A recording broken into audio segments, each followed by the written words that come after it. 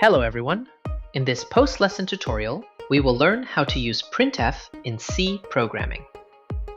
The printf function is used to display output on the screen. It is one of the most commonly used functions in C because it allows programs to communicate information to the user. Before using printf, let's first set up our C project. Open the dev C++ application, then create a new project. Go to the File menu, select New, then click Project. Under the Basic tab, select Empty Project, then choose C Project. Rename the project using your 5-digit ID number. In my case, I will use 00001. Then click OK. Next, choose the location where you want to save the project. In my case, I will save it on the desktop. To keep our files organized, let's first create a new folder. Click the New Folder icon, then rename the folder using your ID number. Once done, save the project inside the newly created folder. After saving, click the project folder and collapse it. For now, we only have one source file. Let's rename the file. Right-click the source file, then select Rename. Rename it to printf example, then save. Next, let's save the file properly. Go to the File menu, click Save, make sure you are inside your folder, and ensure that the file extension is .c. Now, let's add one more source file. Right-click the project, then select New File. Using the same procedure, rename the file to My Profile Activity, then save it.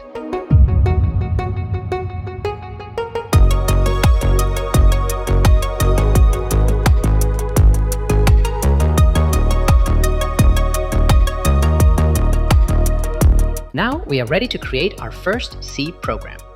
The first thing we need to write is the basic structure of a C program. We will be working inside the printf example.c file. First, type hash, include open and close angle brackets, and type stdio.h.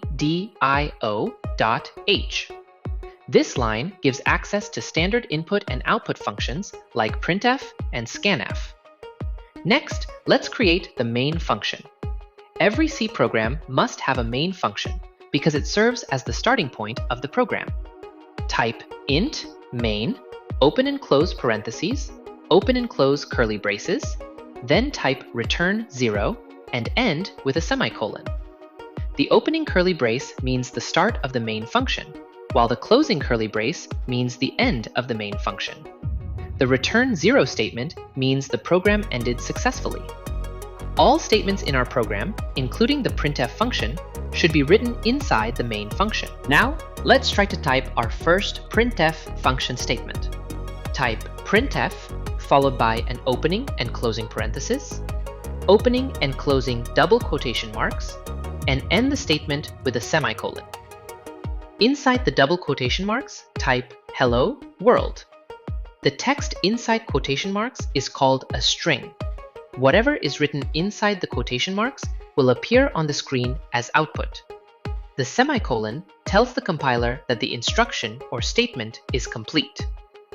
Now, let's compile the program. Compiling checks the program for errors and translates the code into a language that the computer can understand. To compile the program, go to the Execute menu, then select Compile, or simply press F9 on the keyboard.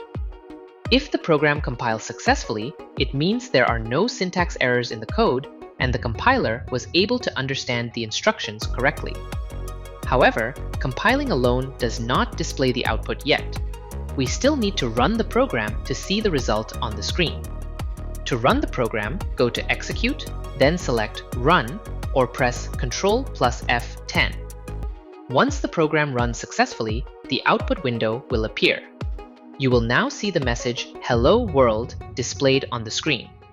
This output came from the text we placed inside the printf statement. In the second part of this post-lesson tutorial, we will add more statements using the printf function, the \n and t, and we will also discuss some important do's and don'ts when writing printf statements in C programming. Thank you for watching, and see you on our next video.